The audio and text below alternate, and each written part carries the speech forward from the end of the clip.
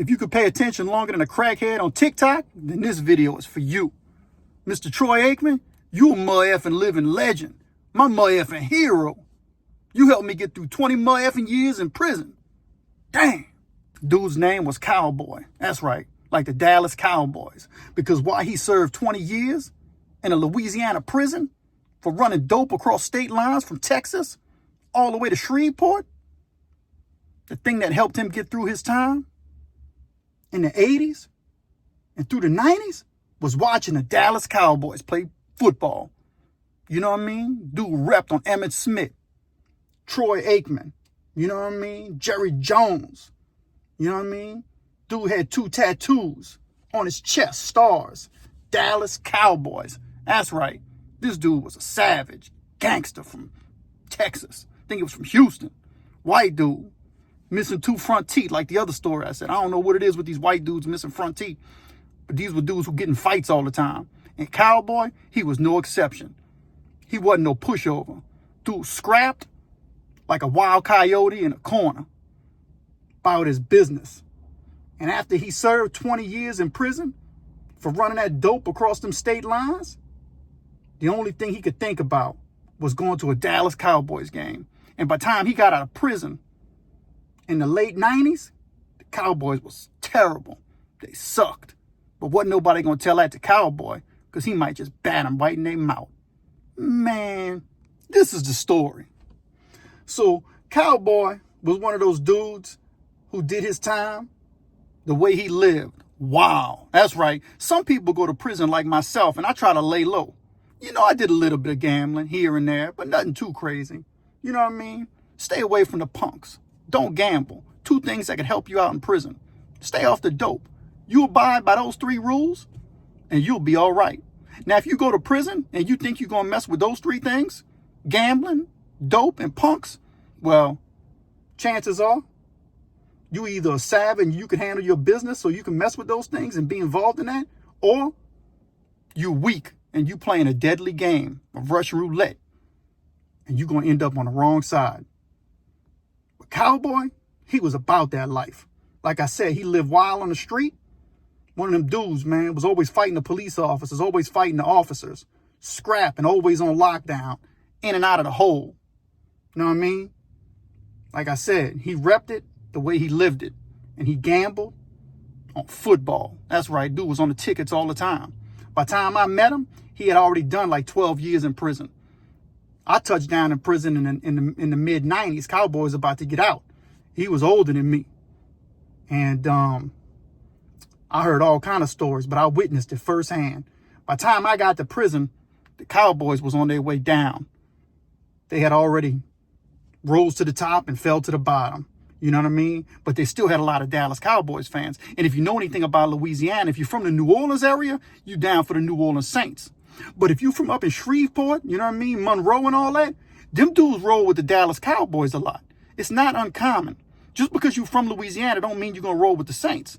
Them dudes are closer to Texas than they are to New Orleans. So they roll with the Texas teams. And the Dallas Cowboys is a big team for people who live up north in Louisiana. Well, we were doing time, and Cowboy would be betting on them tickets. Pick 3, pick 4. The first time I ever seen the dude get in a fight, in the dorm I was in with him, they were watching the thing, and the dude told him, they said, man, you terrible, bro. Just like them Cowboys. He said, man, watch what you say, bro. He said, man, I get off on you behind them Cowboys, you heard me? You know what I mean? And they're like, man, look, bro, it's all good. He said, nah, it ain't all good, bro. He said, don't be talking about them Cowboys, man. I love the Cowboys like I love my mama. You know what I mean? And the dude said, man, Troy Aikman ain't nothing but a washed up bee. That's what he said. And Cowboy's eyes got big, like saucers. And his fist just came out of nowhere. Boom! He punched dude right in the mouth for calling Troy Aikman a name. That's right. Well, I want to fast forward to how quickly Cowboy came back to prison.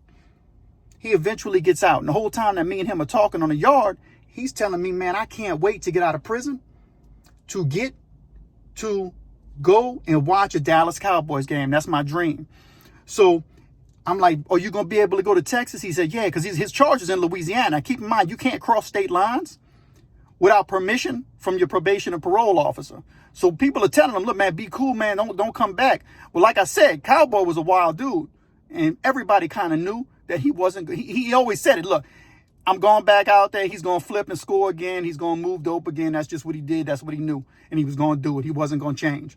Anyway, but the one thing he said he wanted to do before he, went crazy, he always said, I'm going to a Dallas Cowboys game. So he finds out his release date.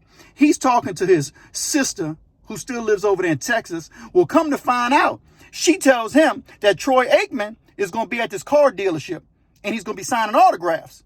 And this happens to be on the same day that Cowboy gets out of prison. So Cowboy's like, man, look, I'm about to go over there.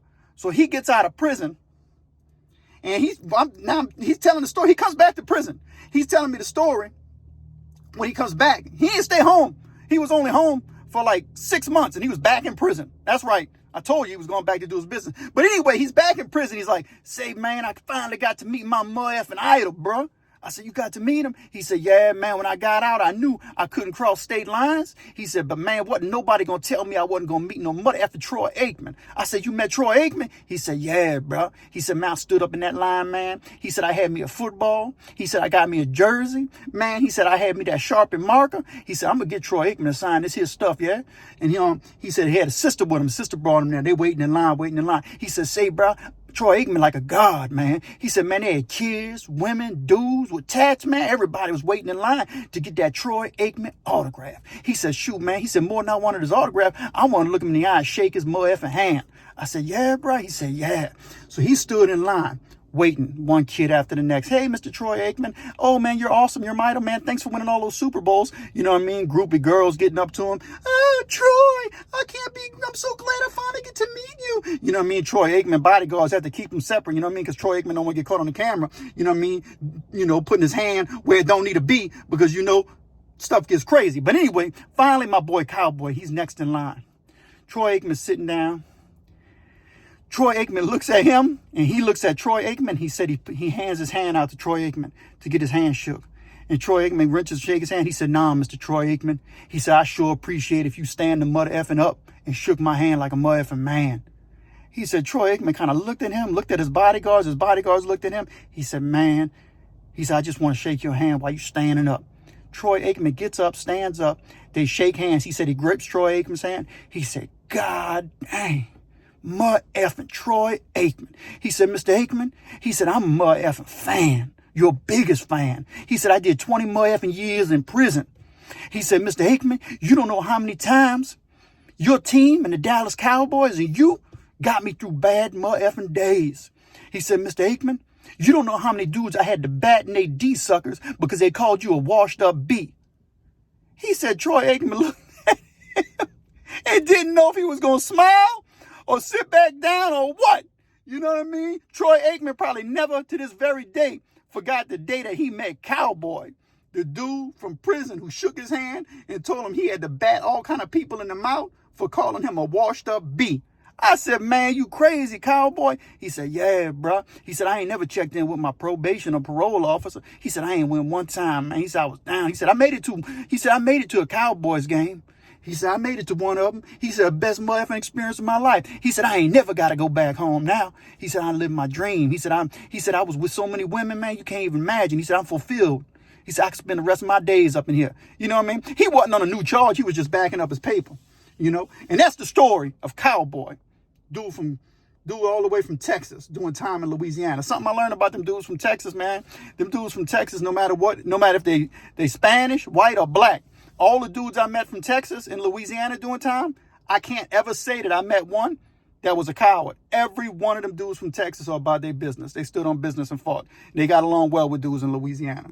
But anyway, man, you're watching the Pen and The Shank, the most unique and unusual prison and crime-related YouTube channel on all of YouTube. And we just getting this thing started. Give me a like and subscribe. And you know what? While you're at it, go check out my other videos. I got stuff that'll just make you laugh and blow your mind. Let's get it.